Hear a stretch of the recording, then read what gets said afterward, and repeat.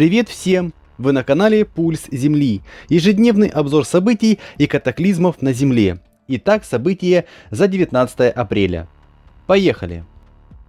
Турция в очередной раз попала в сводки с непогодой. На этот раз ее накрыла мощная пылевая буря.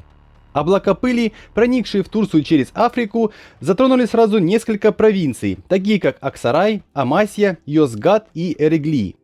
Эта буря охватила довольно большую территорию. Максимальные порывы ветра достигали 25 метров в секунду. Они стали причиной сорванных крыш домов, поваленных деревьев и столбов линий электропередачи. В пик прохождения бури видимость местами не превышала 15 метров. Местные власти предупредили, что жителям региона следует не выходить на улицу без крайней необходимости из-за шторма и переноса пыли. А также они заявили, что двери и окна должны быть максимально закрытыми, находясь дома. По прогнозам синоптиков, эта буря должна стихнуть сегодня к вечеру. В нескольких районах был отмечен рост ДТП. Власти в связи с непогодой выпустили до среды желтое погодное предупреждение. К сожалению, 2 человека получили травмы различной степени тяжести. На территории России складывается довольно сложная ситуация с половодьем.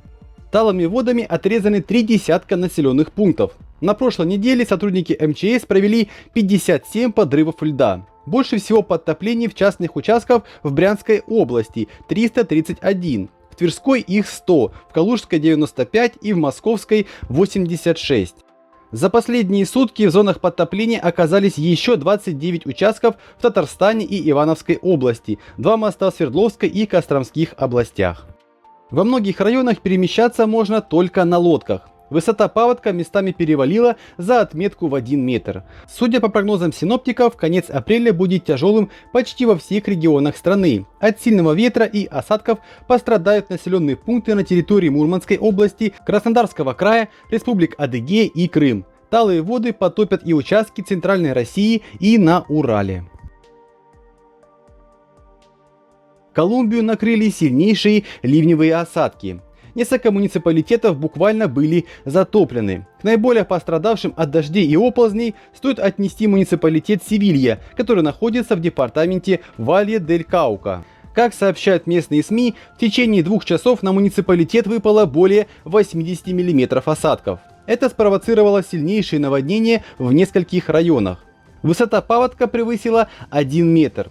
Потоками воды смыло дорожное покрытие, а также унесло несколько автомобилей. Из-за оползней 2 дома были полностью разрушены. Из-за наводнения пострадало много домов, гаражей и магазинов. Все они были затоплены. Видеокадрами последствий от этого дождя поделились местные жители в соцсетях. В общей сложности пострадало более 200 семей. В Пуэрто-Вилчес прорыв реки Магдалена затопил обширную территорию этого муниципалитета. Около 3000 гектар посевов находится под водой.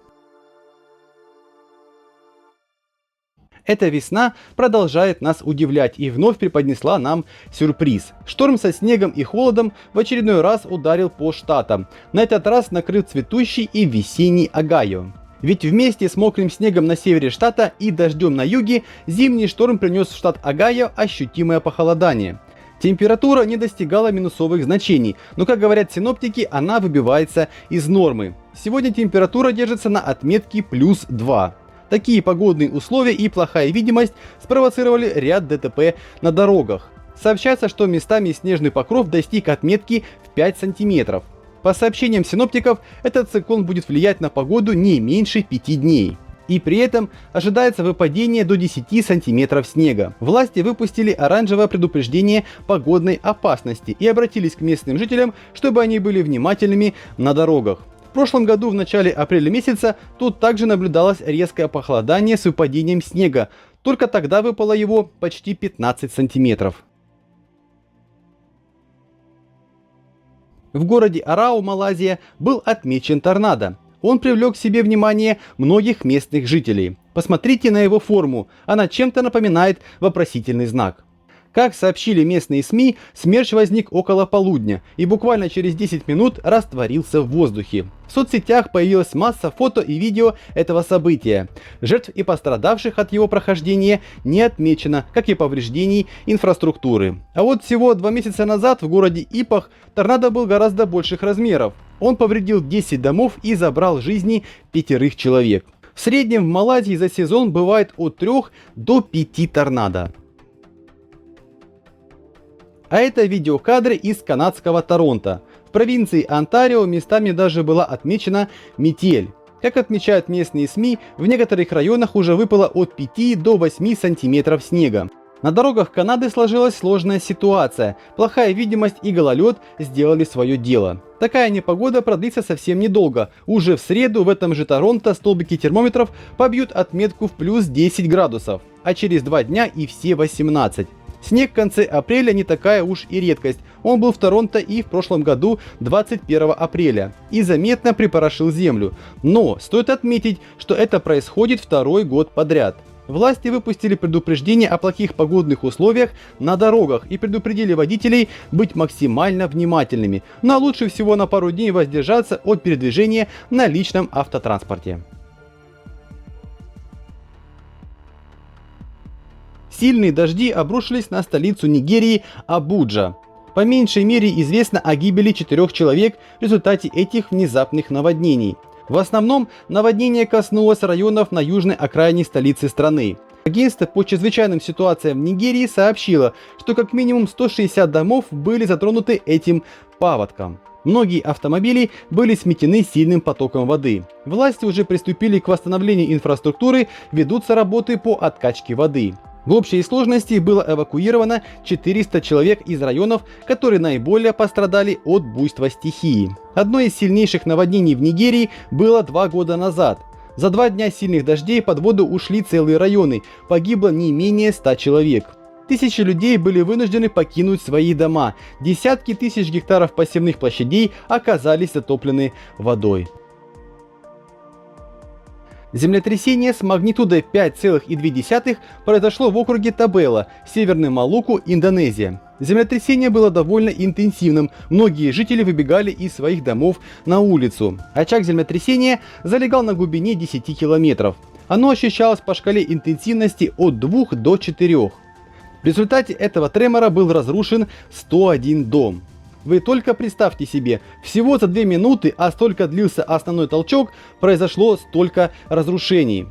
Мало этого, многие дома были сильно повреждены, образовались трещины в стенах, частично разрушены крыши. Дороги также оказались повреждены. Поступали сообщения и о камнепадах. Сколько пострадало местных жителей, говорить пока рано. На данный момент за помощью в местные больницы уже обратилось 10 человек.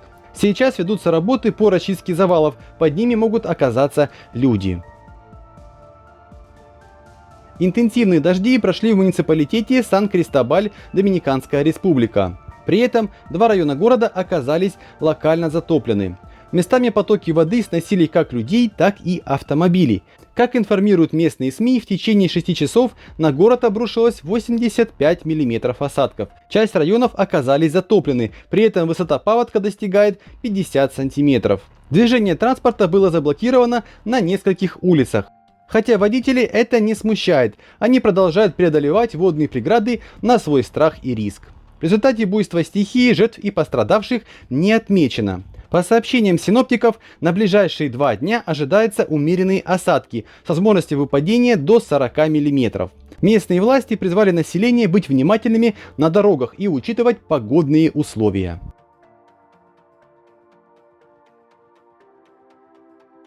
За последние сутки на Земле произошло 119 землетрясений с магнитудой от 2,0 до 6,1. Землетрясения с магнитудой равной 5 или более произошли в 7 странах. В каких именно, вы можете увидеть на своих экранах.